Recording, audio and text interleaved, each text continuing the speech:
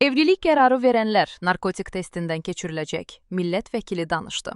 Son günlər mətbuatda və sosial şəbəkələrdə müzakirə olunan əsas mövzulardan biri evlənən cütüklərin narkotik testi arayışından keçməsi ilə bağlı təkliflərdir. Əslində bu heç də səbəbsiz yerə ortaya çıxmayıb. Söhbət ondan gedir ki, artıq sözü gedən məsələ Türkiyədə rəsmi qurumların gündəmindədir və tezliklə Böyük Millət Məclisində təsdiq olunacağı gözlənilir. Hətta ortada rəsmi qərar olmasa belə, qardaş ölkədə artıq bu istiqamətdə ailələr tərəfindən praktiki addımlar da atılır. Belə ki, qızlara elçi gedən oğlan evindən bəy namizəddən narkotik testinin nəticəsi tələb olunur. Ədalət naminə deyək ki, hazırki həyatın aktuallaşdırdığı şərait bu tələbləri gündəmə gətirir və bu addımlar bir növ sonradan peşmanlığın qarşısını alan zəmanət rolunu yerinə yetirir. Bu halda bizim ölkədə də evlilik öncəsi cütlüklərin narkoloji testdən keçirilməsinə ehtiyac varmı?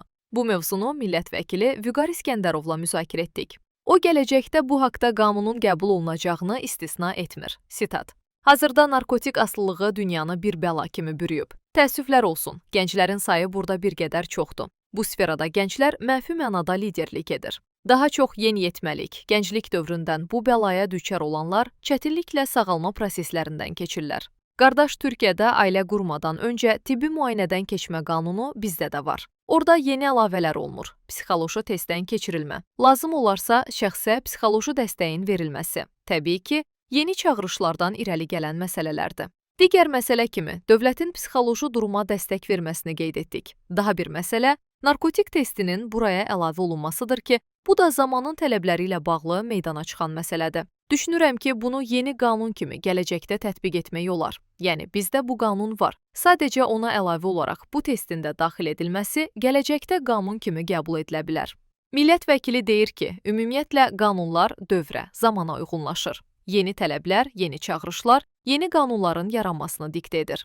Hesab edirəm ki, gələcəkdə tibbi sağlamlıqla bağlı analizlər veriləndə oraya narkotik asılılığı yaxud qəbul edilməsi ilə bağlı məsələnin əlavə olunması vacib olacaq. Digər məsələ də Türkiyədəki kimi elçilik zamanı insanların bu testi təqdim etməsidir ki, bunlar da texniki məsələlərdir. Bu da ümumi qanunda bu və ya digər formada öz əksini tapa bilər. Bu, daha böyük qanunun yanında texniki məsələ kimi qəbul oluna bilər, deyə Vüqar İskəndərov əlavə etdi.